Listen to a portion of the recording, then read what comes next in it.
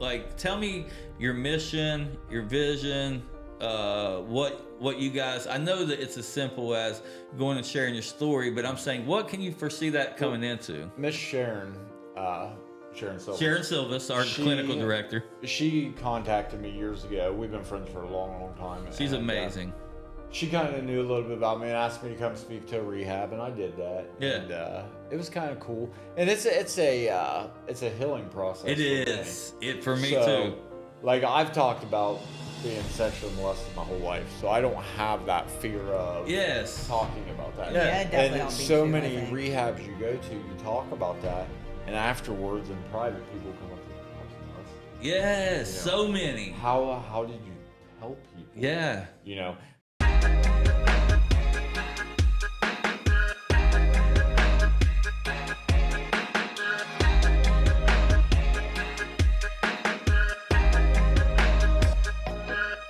Okay, Joey and Laura Carr, thank you guys so much for coming and doing this today. Thank you. Yes, not a problem. Thank you. Yeah, you guys are just happened to be talking to the girls. You shared some with the girls, and I'm excited to hear some of that story myself. So before we start, let me give you guys a quick introduction. So Joey is actually a current cop at Genesis Hospital and the Corning Police Department. Correct. And he started in 2001, so he's got 24 and a half years of experience being a cop, which I have to say I commend you because you've probably seen some of the ugliest things in the world. Some ugly, some good. Yeah, absolutely. And then Laura, you are a stay-at-home wife, and you guys are both from Crooksville, correct? Correct. But you have an amazing, powerful story, too, that we're going to get into. Yeah, somewhat, huh? Yeah. I mean, anything God brought us out of, it's worth celebrating, right? And so let's just start there. Tell me a little bit about how each of you were brought up. I'm curious because you have two different, and you guys will learn this as we go, two different lives.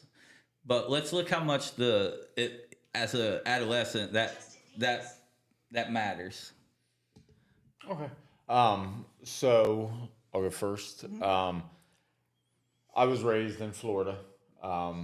My dad was a pedophile and a drug dealer and a woman beater and all kinds of horrible things. And my mother was a prostitute, and she had her own issues going on in life.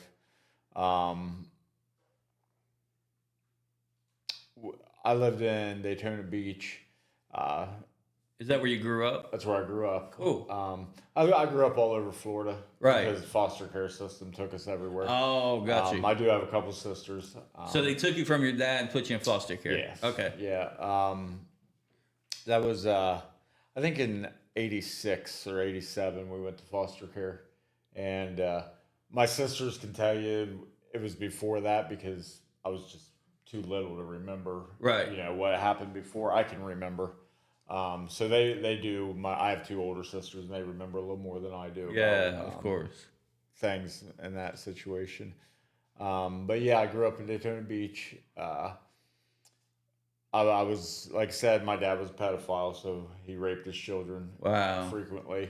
And a lot of people that came to our house raped us. Wow. The pastor across the street liked to rape my sisters. No way. Yeah. You're telling me a pastor did? A pastor across the street. If you was to Google my house in Florida on Magnolia Avenue, right across the street was the church. Literally. Wow. You look out my door, you look at the... And what's so sad about that is a pastor's supposed to be a place you can go get help. Correct. And he goes there and takes full advantage of a kid like that, man. I'm sorry. That's one area I have a struggle with, and they should be under the jail. Which later on in the story, you'll learn about my pastor I have now, who is a very, very good person. Great man of God. Yeah. He's an actual man of God, though. Yes. He's not just a guy that fills a role for money. Right. So we'll talk a little bit more about him later. Yeah. But so I can remember the last time we was taken, me and my sister was taken into foster care. It was the night that Hulk Hogan body slammed Andre the Giant. Oh yeah, So, yeah. Anybody my age will remember that. I remember Andre the Giant getting slammed. My first foster home that I can recall was that night, and my foster parent at the time asked, if we wanted to watch that, and we got to watch that on pay-per-view. So Oh wow!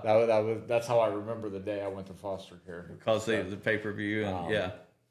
So from that point, I bounced around foster home to detention center to foster home.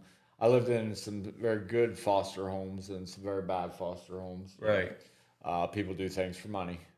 They do. So growing up, I was in, boys' homes, and I was in kids' homes. I was in, teenagers' homes. Right. Things like that until I moved here to Ohio with my aunt and uncle. How old were you when you moved from Florida to here? I want to say that I was getting ready to turn 13. Okay. I think when I moved. So you're here. Still at that very impressionable age. Right. Yeah. Right. I was throughout being raped and doing all the things that had happened throughout life. I was kind of an older 13-year-old. Like I was. You're more mature. I was. I've noticed that kids been through trauma. They don't act their age. No. Well, you lose your age. You lose your innocence. Yeah. There's no. When you're not a child anymore, you're not a child anymore. Yeah. Gosh, that's good. Yeah. You can. You just kind of lose that. That's really good. One thing that we talked about when we got together and the addiction side of things was they say when you get addicted to drugs, you stay at the age you was when you got addicted. Yes. Yes. So sometimes I tell her she acts immature. Uh-huh. And sometimes I got to remember that she was at a younger age when. Like I like dancing in the car. That's what I do. And he says, well, I'm acting like I'm 30. Maybe he's right. Like after I catch myself. Right. It is what it is. Right. Sometimes. There's some validity to that because just in all transparency, there's girls that we have here right now that are in their 40s, but emotionally they're about 15, 16 years old. Right. And that's a very common thing. It's when your brain just stops developing right there. And, because when it's taken away from you, there's nothing to learn. You're learning. That's instantly. Exactly right. So you don't get that opportunity to grow. Your brain doesn't grow. Because it grows until you're 25. Mm-hmm. And so if something happens to you, let's say at age 10, how can your brain progress past those things? Right. It can't. Right. It's stuck. Now, in your experience, this is just a question about that. Have you seen an expedited growth in emotional stability since sobriety? I always say I was lucky and was an alcoholic. Yeah. So that's a weird thing to say probably. But I was very functioning. I didn't have any. And we talk about this in class. Uh-huh. I didn't have to go sell my body for dope. I didn't have to sell my possessions. I could just go across the store, grab a bottle of liquor, and go be home. Nothing. And that's what it was. And and you probably know this working in the field better than anybody, but let's just say, hypothetically speaking, out of 10 girls that you would get off the street that were between the ages of 18 and 35 that were addicted to drugs, how many of those do you think were trafficked? Just average. That's something I just couldn't answer because there's so many different traffickings as far as, it can be as simple as a food stamp card being taken. Yeah. So, well, I mean human trafficking. Right. Yeah. Well, that kind of falls under that. Oh, okay. I'm not going to say any names, but somebody that I once put in prison that's still in prison. That's how he tricked them into coming to his house. The one girl got away because her food stamp card loaded, and he took her to the store and said, "Listen, go in. You're to buy this much food. Bring it back out, and we're going to go home." Well, when she did, she ran out the back door of the store and came to the police department. Oh, my gosh. So we were able to raid the house and wow, he got the other girl out, and he went to prison. So he had another girl there, too. Right. So, when we talk about trafficking, there's so many different ways to be trafficked. Makes sense. You wouldn't really... You can't put a number because they're all so different. So it could have been all of them. It could have been none of them. Right. It depends on your definition and what traffic... Yeah. Right. As far as sex trafficking... There's not a lot from my area. Right. There is in Zanesville, so you go 12 minutes up the road. Uh-huh. You would find way more of that than you would in my area. There's a lot of things I learned from my wife when we got together about different ways. Like I knew like some of the females that we knew in common Right. would go clean old men's houses, things like that. They Yeah, ain't you going to clean know, no without house. a doubt, they ain't cleaning no houses. And then there was like fake, I don't like Facebooks, but they're not actually Facebooks. Yes. They're to meet up places and Yep. to perform certain things. Yep. I didn't know about that kind of stuff really until I met my wife, Yeah. and she was telling me she knew a few people that were involved with that. Really, my wife was more informative about that kind of stuff. The than drug I was. world. Even though that was part You've of my dealt with life, it. right? As far as childhood, I knew what sex trafficking was. I knew what prostitutes Right. were. I always said, and I've said this to my wife since day one, like I knew from a very young age. Now I don't know really prostitutes from here, but from where I'm from, Right. the prostitutes who worked with my dad, for my dad, whatever you want to call it, they kept us alive. Like Wow. they kept him from killing us. They kept him from Really? raping us. Like they were good people that Wow. were in situations that Wow. they couldn't get out of, or didn't. Some of them probably didn't want to get out of it. That's probably the truth of the matter. Yeah. So tell me about. Yeah. Continue on that. So, like I said, ended up going into foster care. I ended up with a foster mom that I absolutely adored, who was my mom clear up till 2018. She passed away in 2018.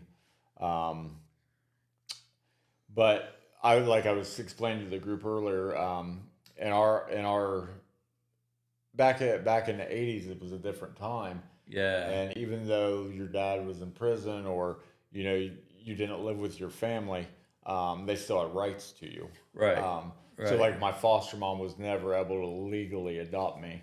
So at that point, the Children's Service, which was called HRS in Florida, sent us to Ohio to live with Really? an aunt and uncle. That's how you ended up in Ohio. That's how I ended up here. Like Interesting. I didn't come here by choice. I came here. So it because- wasn't like, yeah, I think Ohio would be a great place to move. 30 years later, I don't think Ohio was a great place to move.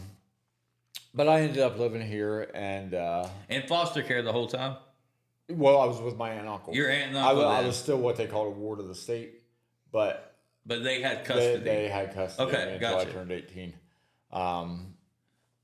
I had several children. I have 4 biological children. Oldest is 31. Oh, that's cool. So I was 15 when she was born.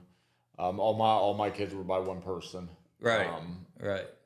So we have one kid left at home, and she's just about to turn 16. Oh, wow. So you're about to be empty nesters. We are Yes. Are you excited? very much excited.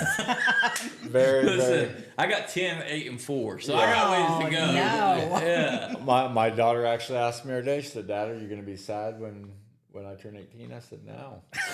Not at all. We're I going said, to "I'm party. almost 50, and I've been raising kids since I was 15." Right, I'm good. right. So- That's what they don't get. I just now got out of the diaper stage, and I'm like, I've been changing diapers for 7 years now. I'm done with it. Right. Done. Right. And so, yeah, so I get it.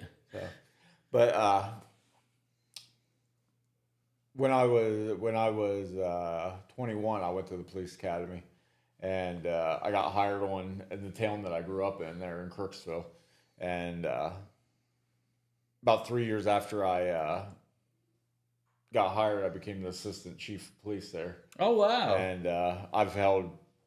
You said that was in Cambridge? It was Crooksville. Crooksville. Yep. Crooksville. Why do I keep thinking Cambridge? How far are you from Cambridge? About 40 minutes. Oh, away. okay. So I'm way off. Yeah. Crooksville. So Okay. then I've held chief's title pretty much my entire career. Have you? Um, How is that? Just out of question, I have a good friend that's a chief, but he here in Belpre, Chief Stump. But what is the difference in responsibility when you're a chief? Well, it's really more of you're responsible for everything at that point. So if lawsuits come down, you're responsible. If training issues come down, you're responsible. Oh, If calls aren't handled properly, you're responsible. If Wow. officers aren't handled responsibly, you're So it's a lot of So responsibility. it's yeah. I mean, it's something you have to take serious. You can't just, you know. And do you enjoy that position? I did. Yeah, Yeah. I ended up ended up taking the job at Genesis Police, so I'm not the chief anymore. Okay. Because I make a little better money at the hospital than Yeah, I did yeah. as the police officer on the street. And I love the people I work with. They're just they're very, very good. Well, people. Genesis at one point, if I recall, well, I know they did had a detox center, and I used to send people there. Now this was back in Miss Sharon used to come there for that. yes, Yeah. She's the one that introduced me to the place Okay, yeah. years ago, like Yeah. 2018, that long ago. Yeah. Yeah, But I don't think they have that anymore, do they? Yeah, I don't think so. Yeah. I think they can still call her or call people Yeah. that are involved with that, and they can recommend places Right. or help get into places. Right. I still, if I have a female or a male that needs something and I can't find somewhere to take them or send them, I Yeah. don't take them anywhere anymore. But if I have somewhere I can send them, I'll call. Like Yeah. I've been involved with the rehabs for years. Wow. So like, I can, As a cop too. as a cop, yeah. So I can get people in pretty much anywhere they I want bet to you be. can, because whenever a cop, listen, I love Chief Stumpy. He's one of my good friends, right? He's the chief of police here. But when he shows up with a girl and says, "Hey, this girl needs help," guess what we're gonna say Right. every time? Absolutely. Bring her on in, Yep. regardless. Because out of respect for, number one, super cool to have policemen that will actually Right. bring girls that need help to your doorstep. But number two, just out of respect that he took time out of his day to help this girl find help, and we ain't gonna let that down, That's the way I've always seen it. So I'm sure you don't have a hard time getting them in. No, I do not. So I met Laura. Yeah, Laura. Her what? Let's before we go there, let's talk about your child upbringing. Okay, I was born in like the perfect household. My mom and dad were together. My dad brought the money in. My mom stayed at home. Yeah. Dad was in Vietnam War in the Marine Corps. Like it Yeah. was just a typical. I was raised up. I might have been spoiled. They would buy me cars, and if You said she might have been spoiled, or she was spoiled, Joe. She was 100% Okay. Yes. well, like I might have wrecked a couple cars when I was younger because I was drinking and driving. But they would buy me new cars, which God love them. Which is always nice. Right. I don't know. I wasn't allowed dating anybody that had tattoos or a felon or anything that So I went to college. I've noticed Joe has a lot of tattoos. Yes. in college, and I tried for the early child development teacher thing. Yeah. I had my son pretty young, so I kind of put that on pause. Raised my son up. Had only one. Got married. I've been married twice Yeah. and divorced. Nothing really. I just there was no addiction, nothing like So that. your growing parents were good. It- When I say good, I don't mean bad good. What I mean is your upbringing had no trauma. It didn't have no molestation. No, nope. Nothing like that. Which is really wild to me. And I've never understood the psychology of this, of why Joe had a rough upbringing. And he goes the route of a police officer. Right. And we haven't gotten into your route yet, so continue. Right. Mine, I think, really started at I got married, picket fence. My son, we bought a house, and I thought that's what I had to have, even if I was happy, not happy. At the time, my husband was kind of violent with me. He would put my head into walls that was around or drag me through the house. So it scared me for my son, and I divorced him. I still loved him, but I knew in my head that this was not the right thing for my kid. It's really going to be hurt. Something's going to happen, Right. So I started taking drugs, pills. Cocaine was my biggest thing. Cocaine was your drug of choice? Okay. And before Crack or cocaine? either one, but, Okay. but I like Coke better. Okay. But I don't know. I think I just was trying to numb everything, like Yeah. numb what the feelings, and it did. It definitely numbed it. But Yeah. years later, when I became sober, everything all came back up Yeah. that I had to deal with, and I had to deal with it then again. Yeah. So But I started when I was maybe 23, 24, doing drugs, and I lost. So you didn't start until you were 23, 24. Yeah, I didn't even smoke weed Wow. when I was younger or nothing. That's so unheard of in a Right. lot of ways. Like, yeah, it was wow. sad. What made you start? What do you think made you start?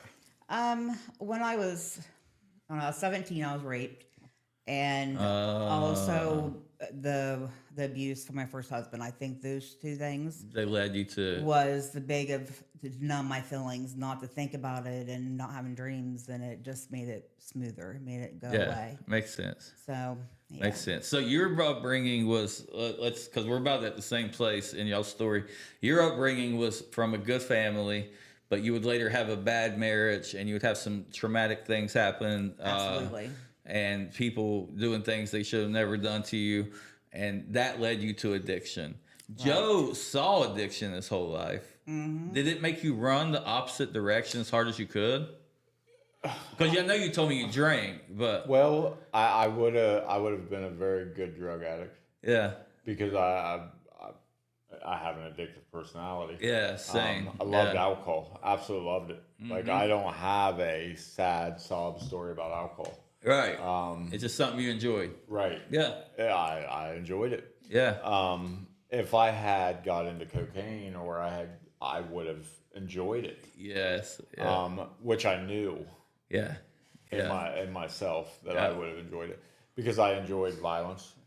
I like one of the greatest things about being a police officer was the violence. Yeah. You could you could be It was- violent. There's always violence. Well, it was more so I knew running into a place somebody could be violent Yeah. with me, and I liked it. I like you get in that zone where you can just feel that, and you know it kind of takes you back to your childhood upbringing. It brings you it gets some endorphins fired up that you really like to feel. Like I was always the first one in the door, the first one, you know. I could see that. Look at Actually, the guys at the hospital. That's why they like me because I'm still the first one in the door. You see, know? that's what I'm saying. I don't have that. I don't have that fear filter. you have me. You know, I'm like that too. Here's what always been my theory. I might get beat down, but I'm gonna get beat down with everything I got. Like I'm not backing down. You know what I mean? Right. Like that's the way I've always been. I have noticed here lately that I'm starting to appreciate my age more. Are you? So Yeah. I do work. I work with a younger fellow who's my boss. And he's a bigger man, and I do allow him to do more than me now. Yeah, you kind of step back some. And, he's a good dude, and I'm glad I work with him. That's awesome to have great coworkers. So now let me ask you guys this question. How did you both meet each other? Because you're a cop, you came out of a life, you admittedly said of addiction. So Right. tell me how you guys met. Okay. So when I worked in Crooksville, I got to be a part of a drug task force with the Perry County Sheriff's Office, and through my job, I may wire people up and send them into houses to to buy narcotics, so on and so forth. Well, it just so happens Laura happened to be one of those people back in the day that Wait, now was she Right. one of the people that bought or sold? sold. Sold, okay. Listen, but that's my turn. No. See, this is what happened. So I was always a doer. You know, I did the drugs. I Yeah. didn't want to sell them. I never sold the drugs. Yeah. So I'm in my apartment. My very, very best friend that I gave money to helped her kids during Christmas time. Like we were friends for a really long time. She wore a wire on me, and I had 3 Vicodin 5s. And I told, she's like, oh, my stomach, my period, you know, I really need something. I said, just take them. She's like, well, you need money. Here's $10. You know, you need cigarettes. Yeah. I said, and that's exactly how I went down. So that's how I got in trouble. But I wasn't. Trafficker might be on my stuff. But you weren't true. You trafficked 3 Norcos. Right. That's not Yes. really, yeah. It wasn't anything serious or more than that. Yeah. So We all have an excuse. I don't know what to tell her. I love it. I can't wait to hear Joe's rendition of the same story. Well, one good thing is throughout my work is I did so much of that stuff that I didn't really remember her. Oh, that's good. So That's she good. would, I remembered the incident, Yes. but I didn't put a memory into her. Right, of course. So after that one time, she still had other dealings with task force, but it had nothing to do with me. Oh. I had moved on to other stuff. Gotcha. Once I used that incident, I didn't need that incident anymore, so I would move to the next. Gotcha. Then the other people took Gotcha. care of all the other. They did stuff. the back end and all Right. that. I got you. Okay. Yeah. So that was in I believe 2010. In 2022, my life had completely went to garbage, and I was actually living in the basement of my mayor's house. Oh, because- the mayor. yeah. Because, Wow. Well, I was the chief of police in another town, and Okay. so I had moved out of Crooksville, and I was living in this other town. Okay. And me and the mayor were really, really good friends. We're still really, really good friends. So he allowed me to live in his basement. And I was in the middle of a divorce. I was just, life was falling apart. Me and Laura was, actually I had seen her at the hospital. I was working at Somerset Hospital at the time. And I had seen her Somerset, there. Kentucky? No, Ohio. Somerset, Ohio. Yeah, Okay. Yeah, up in Perry County. So her and her Oh, mom, yeah. her and her mom had came in, and which later, I don't know how many days later it was, but I seen her on my Facebook, so I was like, hey, is this even Laura? You know, blah blah blah, because you don't know who's on your never Facebook, know. right? And why we were even on each other's Facebooks, I I have know, no because idea. listen, I blocked all, even when I was sober, blocked all cops. Like, I don't want cops on my, you were blocked, but not then. Like, So we started chit chatting, and it took a while. It took a while because she thought I was trying to bust her for She drugs. thought I you, so did. you remembered him as a cop, Like Right. and he everybody- didn't quite remember you Yeah. as a I suspect. didn't even know that I went to prison over this whole thing. Yeah. So, How long did you have to do in prison? Just 3 months. But I have 5-year probation. So, Okay. Yeah. Okay. That's interesting. So you had no idea she was a person that you had a war No. I knew who she was. Oh, okay. I just didn't know. Really, when I hit her up, it was literally just to see if she was who yeah. she was on my Facebook. Okay. So I was just getting rid of everybody, you know. That was, Got you. I was bored in my basement, sitting there. And you're waiting, just getting rid right? of yeah. So we talked back and forth. She ghosted me a lot. So sometimes. well, because I was like, shoot, like this is kind of like, no, I'm not doing drugs. Like, you know, like so nervous. It's funny because everybody from back in the day with that I knew from back then, first thing they say is, "Hi, I'm 5 years clean." Everybody you meet, I bet Yeah. does that, don't they? Even her ex, when I went and took his stuff back to him, he said, "Hey Joey, I'm 4 years clean. Like, I don't care." Congratulations. Right. Yeah. So, but it was, that's just how people introduce themselves to me. It is. You know, And, I don't know why people feel the pressure to do that with cops. I've watched it Yeah. over the years. I've watched people every time they see a cop, they feel a need to tell them how well they're doing. Yeah. And it's like they ain't trying to take you to jail. They're just there. you know? Right. It's Right. like it's. I just think it's that drug mentality that It you have is. that you just don't want you assuming or following. So That's it. you know. And even if you are, you're gonna be like, I ain't using nothing, just so they ain't on your Right, trail. You know what I yes. mean? You're going, It's, I don't know. It's wonderful being married to me, isn't it? It is. so from that point, okay, you guys meet. We How did that progress? well, I asked her out on a date and she ghosted me. Yeah. Completely. You ghosted him? Ghosted. Is it because he was a cop? Yes, I was scared. Apparently, putting somebody in prison will Yeah, I stop, know. will stop them from wanting to go Put out. him in prison one time and they hold it against you forever. I know. don't they? So eventually we ended up going. Actually, I had her son trick her into answering her door, and So mad. so she answered. Wait, the door. hold on. Tell me that real quick. So I got a hold of her son. And I said, "Hey, your mom keeps ghosting me. I want to take her on a date." He was like, "I want you to take her on a date." So he had. You have to tell that part. I'm not Well, he real came sure. downstairs. He's like, Mom, his girlfriend, Yeah. gonna be home, but the door's locked. So if she knocks, just answer it. I was like, okay. So it was like 20 minutes later, the door knocks, and I do this to the window, and there he is. I have my hair. I haven't dressed at all. I have jammies on, my hair stuck out, like no makeup. And I remember Clay was like, well, I just want to make sure that you had your bra on before anything. Really? That's what you're focused?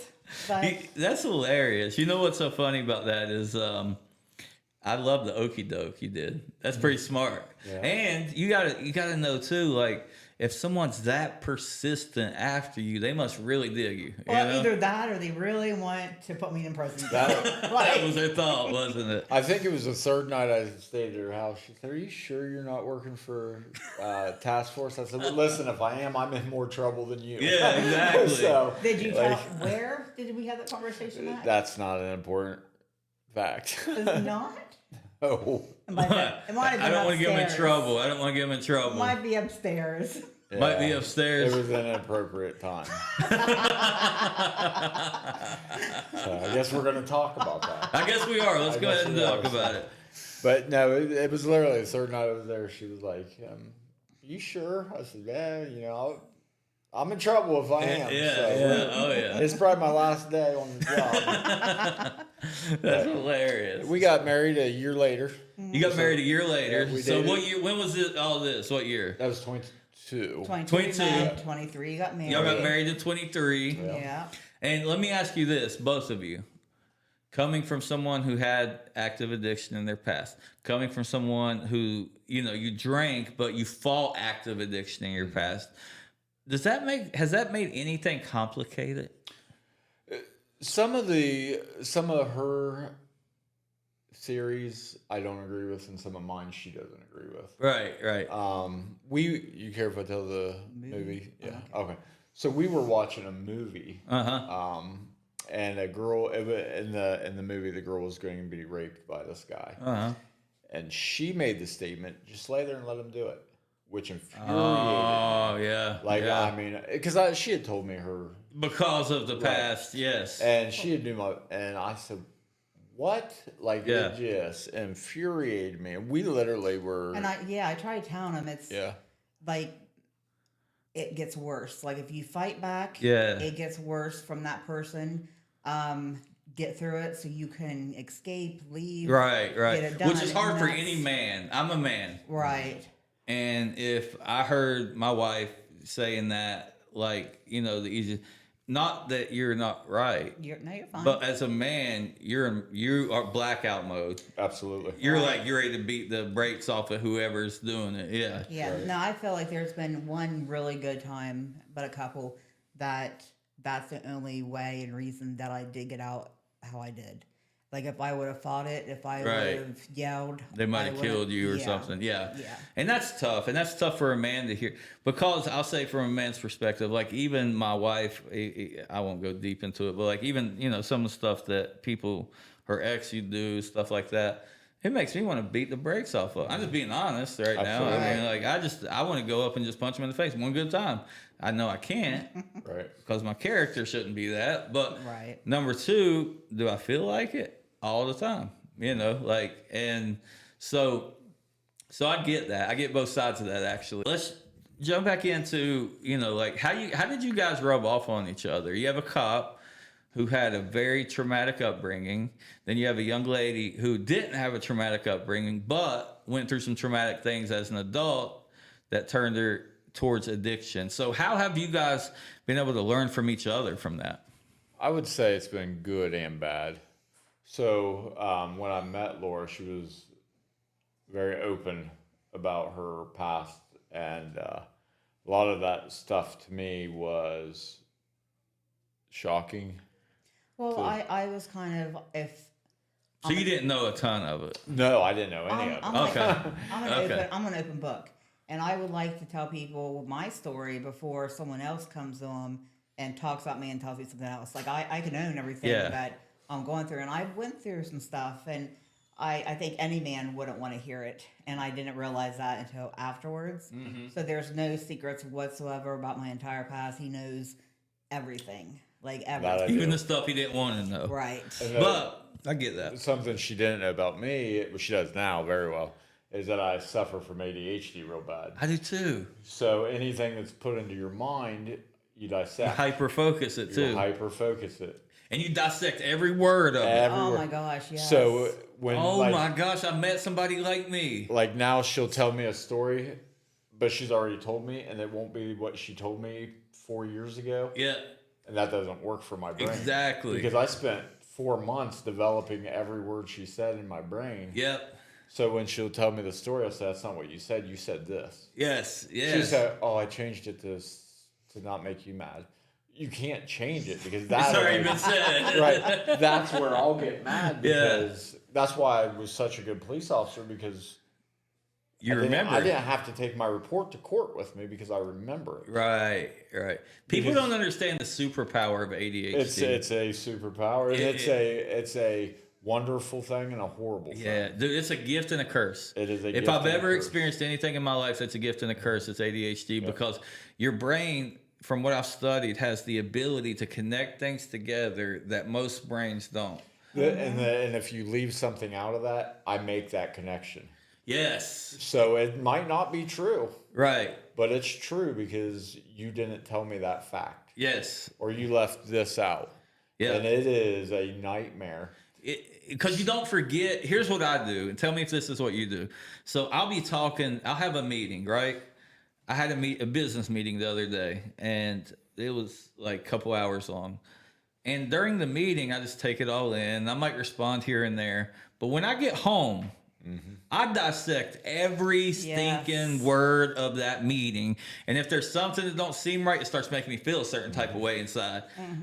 When we first got together, I have moments of quiet in my life because my brain goes to bad places. Same. So she would think that I was going to leave her because there might be 4 days I didn't speak to her. Yeah. I can And I relate. tell her it has nothing to do with you. I'm having a battle inside my head. But you Yes. don't want to be a part of that. No, you don't. I promise. And, It's not a good place. Because it won't come out nice. No. Even if it's coming from a good place, it won't come won't. out in a nice way. Because you have to sort it all out in your brain first. Yeah, and if you Then it comes out.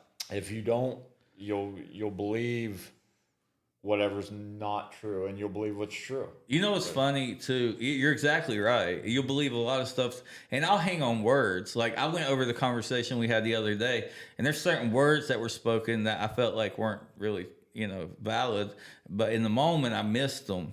But when I go back and I pick it apart, I end up picking up every single word that I thought was inaccurate, and I will hold that. I'll hold on to that and be like, yeah, but you said this. You didn't say the truth. You said last time we talked, you said this. Was you lying? She told me a story the other day that she had told me 4 years ago, and she changed it. Uh-huh. And I said, I didn't say anything at first, and then a little bit later I said, wait a second. I don't understand why you lied to me. Right. Because this is exactly what you told me 4 years ago. Right, She was like, right. oh, yeah, I forgot you do that. Yes, you don't forget. She was literally just trying to protect me Yes, from hearing right. something that What she had about already told me. dates? Do you do that way with dates? Dates is my thing. I can remember dates like nobody's business. We had that trouble also. Because Dude, she would tell me about certain things that happened, and then I would piece together in my head from this date to this date on how many partners had to have happened in that amount of time. Right. And I do that too. Like somebody could say to me, So this is how it worked. When we did the whole partner thing is again, like I was on drugs, I was young, I got a divorce. So like I was very experimental. I was in experimental stage. right. So like I had sex with 60-some people. Right. And I told him, and to him, that was such a big shock because he's only had one. Right. I mean, because he's been married forever. So Yeah. like he adds that up. And now after I got married to him and I realized how kind of that was gross a little bit and how did that add up, it does like, wow, what was I doing then? Right, kind of thing. right. So, Well, and something else I've noticed, and it could be ADHD or it could just be the way we're made, but I put standards in places that they shouldn't always be. I do too. Because I expect if I'm gonna do it with excellence, then everybody else should meet me on that level of excellence. oh my and gosh, that's you. is it? It is. That's so crazy. We got so much in common. That's so wild. It's a blessing and a curse. It is. Like I'll get hyper focused. Like right now, we got a girl that's gonna be just not a big deal, editing all these, flipping them around. But I get so hyper focused. I walk straight in. I'm like, Carlos, you get her that yet? You hear that yet? You get because I can't think of nothing else until it's Right. done. That's so wild. That's super cool though. I don't mean only 2% of adults have this. Yeah. And so One thing that I found is, as a police officer back in the day, you couldn't reveal that. You couldn't? No, that was considered a mental illness back then. oh wow. So I was never medicated from childhood to. Wow. I mean, I was medicated as a child, but from Right. police officer till I was almost done with my career, that was a bad thing, you know. I've never been. And it's not anymore now. Like, Yeah, it's but I've tried now it. that it's understood. It's not a mental Yes. illness, like Yes. because you gotta be sane to carry a gun. And if they thought ADHD was for the mentally impaired, You wouldn't be able to I carry a wouldn't gun. be able to. That makes sense. So, like, Laura hooked me up with her doctor, Uh-huh. and like I'm still hyper focused on things, and I still dwell over everything. But Yeah. I'm getting better. I'm gonna tell you a natural supplement that's helped me tremendously. Like I'm talking like 50% better. It's called saffron, and you can order I've heard, off TikTok shop or Walmart even has it sometimes. But not even expensive. But it after about a week of taking that, man, I noticed the focus I didn't have before, and it was like, wow, this is like maybe what normal people sometimes feel like. I don't know, but. She actually, her doctor and my doctor now, actually got me medicine to sleep because I only slept 2 Yeah. hours a night. Yeah, for that's- years.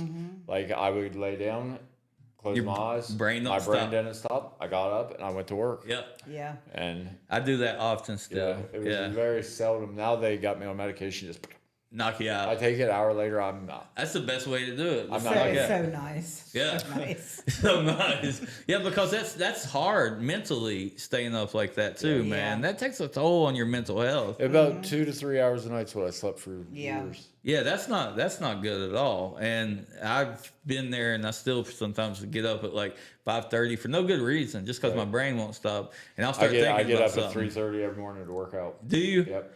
I need to join you in that. That's what I need to do.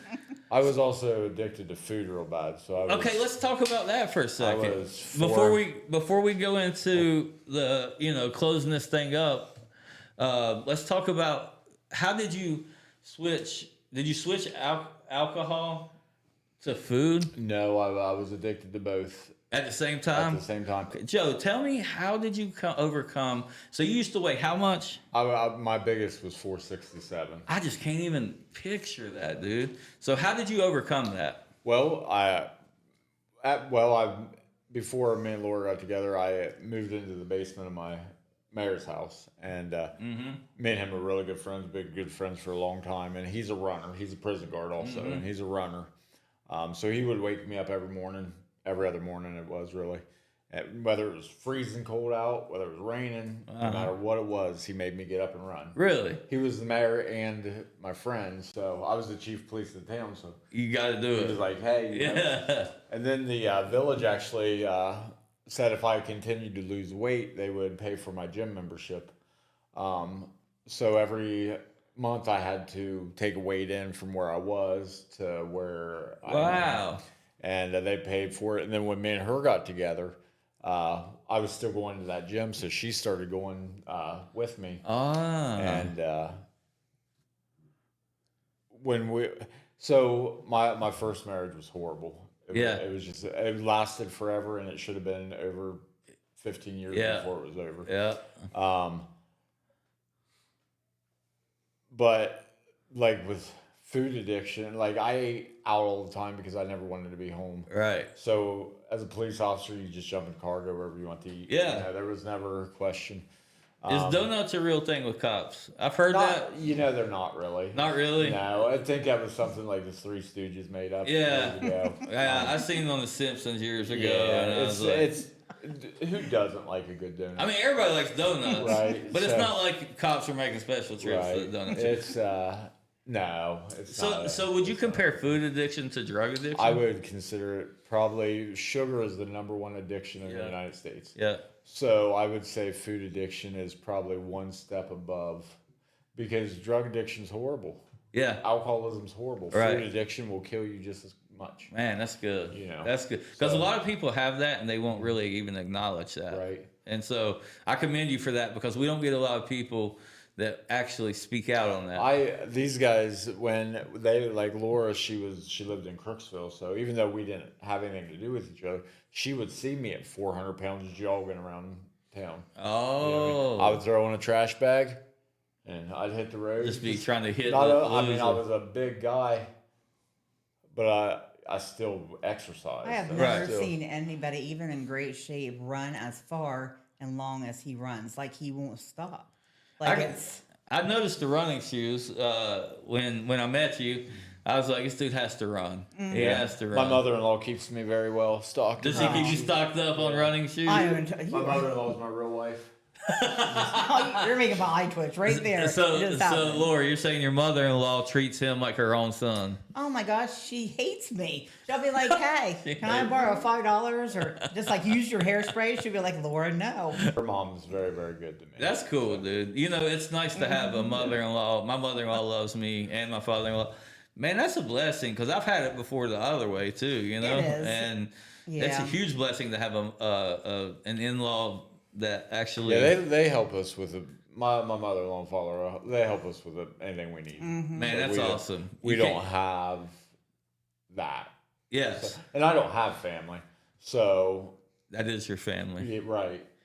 And that's kind of cool that God did that. Yeah. He gave you a whole family when you didn't Yeah. have one. Yeah. So- And so tell me some about what you guys like tell me your mission, your vision, what you guys, I know that it's as simple as going and sharing your story, but I'm saying what can you foresee that coming into? Miss Sharon Silva. Sharon Silvis, our clinical director. She contacted me years ago. We've been friends for a long, long time. She's and, amazing. she kind of knew a little bit about me and asked me to come speak to a rehab, and I did that. Yeah. And it was kind of cool. And it's a healing process. It for me. is. It for me So, too. Like I've talked about being sexually molested my whole life, so I don't have that fear of Yes. talking about that. Yeah, it definitely and don't be so true, I many think. rehabs you go to, you talk about that, and afterwards in private, people come up to me like, "I was molested." Yes, You know. so many. How did you tell people? Yeah. You know, but like in the '80s, like when I told my teacher, "Hey, my dad's having sex with me," if I'm allowed to say that. Yeah, you can, I don't care. Yeah, you can say whatever you want. In the '80s, it was like keep that stuff in your house and shut your mouth. What do you? That's not, the way the culture was yeah, back then. That's though. not anybody's business. Leave that alone. You know? Right. So me and my sisters grew up just eating that, like keeping that Wow. in. So to get out and give your testimony, like I don't listen to my wife's testimony when she gives it to the Like independently right, to the girls. because it ADHD. Yeah. Well, I would dissect everything she said. Exactly. Why do that to either one of us? Exactly. Um, Exactly. So I think her testimony is great. And I think it's amazing that she gets to I think him help people. Yeah, I think you kind of bring me into it, and me letting me say my story. Well, you flow off of what he laid the groundwork for, right? Yeah, like we kind of back and forth each other, which is really good. Yeah. And then gets off everything that I have stress about. It projects to other people. They send it back to me, and I just realize it's not just me out there that went through this. And they realize the same thing. They know that they're not Yeah. alone. It's us. Yeah. So I think that's their biggest thing. And then just helping others, especially with addiction for me, Yeah. because I know why they start. I know why they won't quit. Yeah. Like I get it all. I understand. And Yeah. to help them in the future, that's why I like to do more of this stuff. So that's One random question is an ADHD moment. When we had Malta, and you remember the facility in Malta? Yeah, I came there. It was you. Yeah. I was a great big cop, Yeah. big white shirt. Yeah. I actually, And one you of would the guys, you would try to help people there. You Yeah. Mm-hmm. try to set up meetings and stuff. Oh my gosh! one of the guys there burnt me a picture. I got one upstairs. I'll show you It's in on the my lobby. wall. It's Yeah, on did you my see wall. it? No, Okay. I didn't see yours, but mine, Wells or something. Yeah, the was same That's guy crazy. made one of my That- sister. that police one with Yeah. the rifle. That's crazy. Yeah, he burnt that for me after that meeting up there. Wow, you know I heard so That many. was the first time I ever came to a rehab. You know, I might have talked to you before on the phone. You may have. You know, it's crazy because I remember being there in Malta thinking to myself, like, how amazing is it in Crooksville, you know, which isn't super far away, there's a cop trying to make a change. Right. I used to think that all the time. And you were the chief, I think. Yep. Then. Yeah. I never envisioned helping anybody that way. Because when I became a cop and when I started working with the drug task force stuff, I didn't care Right. about Right. you. Yeah. Exactly. You know what I mean? I don't mean it in a bad way, Well, but I didn't care. You don't go in with the attitude Right. of yeah. But after realizing most of them are my people. You know what I mean? That's right. That's right. And then I can remember getting in trouble when I was the chief of Roseville. One of my friends, he's clean now. He's doing amazing in life. Just got out of prison a while back. Doing fantastic. He was high on meth. Been strung out for probably 20, 30 days. Oh, wow. And I ran into him. It was like 7 o'clock in the morning. I was just coming on duty. He was high as a kite.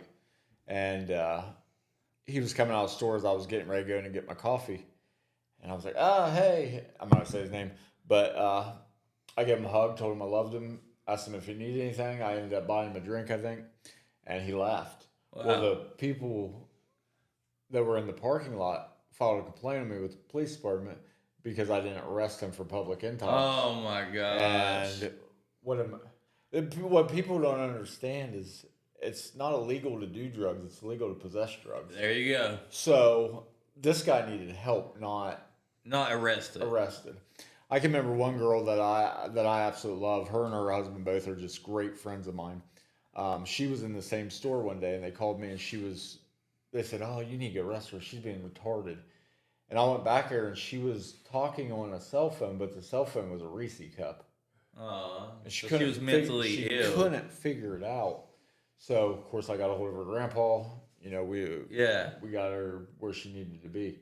Man. But but they want everybody to go to jail. Oh yeah, Everybody. because jail fixes people. Yeah. We all know that. Yeah. It works Jail's so the well. best place. So Miss Sharon, she ended up in. It was after Malta. She got me a job at Care and Recovery with her. Oh yeah. So I okay. quit being a cop for 2 years and went there. Did you? And I got my CDCAs, became a counselor there. Wow. Was house manager. Wow. Loved it. You'd be good at that in that field. You'd be really good in that field because you have an understanding of it. Miss Sharon left, and when Miss Sharon left, I pulled out. Yeah. Because I love Miss Sharon, and if you do her wrong, you That's do me exactly. wrong. That's just the Come way on. it is. That's how we are That's right it. here too. So there's no question. I don't care what company. Somebody you're tried to with. say something about her not too long ago, and I was like, "You ain't gonna sit there and talk about No, her." absolutely not. Our staff love her. Our clients love her. I love her. She would do anything for anybody on any given day. And She has literally got up at 2 o'clock in the morning to answer my phone calls. I believe it. Dude. I was out with some girl strung out on dope on the side of 93 and calling her. Yeah. So And that's what I'm saying. She is just one of a one. She's in it for the right reasons. Yes. Money's not a Dude, and you know what's crazy is I consider us to be one of the most blessed facilities in the world that have Sharon Silvas here.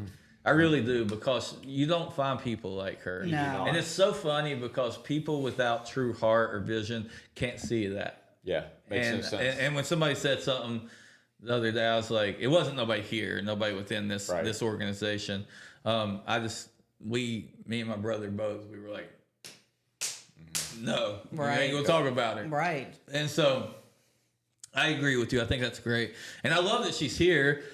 And that connects you guys here too. So that's super cool. And so this conversation has been very, very interesting. I would love to do this again sometime if you guys would be up to it. Yeah. Absolutely. Yep. You know, it's something that I think we only scratch the surface. If you ever want to talk to my wife without me, that's Listen, I'll ask a lot of questions. I have a probing mindset. She has a very, very interesting story that can really help people. Well, we need to get you down here, Yeah. one-on-one, and then do one-on-one with you. That would be cool. All right, you guys. I think her Yeah. reaching out would really benefit a lot more people than what Right. it does with me sitting. I agree. Because she tones it down for me. Right. Yeah, we want the real and raw version. Right. You'll get it. Yeah, because she didn't even scratch it. Yeah, that's what I'm saying. I had the feeling we hadn't scratched the surface. Yeah. And so I think that we can just do this again because I have a feeling we'll stay connected. Yeah, I think that'd be really cool. Yeah. Well, wherever Miss Sharon is, I'll be. So. Well, she'll always be with us. Yeah. I told her she ain't never allowed to leave. She don't want to either. I got my fingers crossed. I got 9 months to retire, so. Dude, listen. Let's Let's close it now. Yep. So thank you guys so much for joining us. We will do this again soon. God bless. And then now we got to all look at the cameras and say, peace. Peace.